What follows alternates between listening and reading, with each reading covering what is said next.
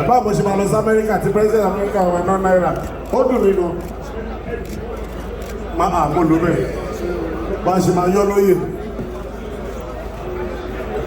Once again, ladies and gentlemen, I want to welcome the People's Governor, my big brother, His Excellency.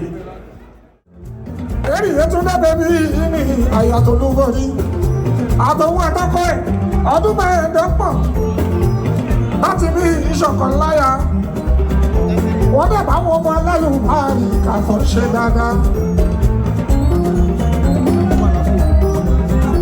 Ikú wà nígbà ọmọ náà lọ́wọ́ àbíkẹ́lẹ́ wọ́n rí irú ìgbà ní kẹfọ́ ẹ lọ́wọ́.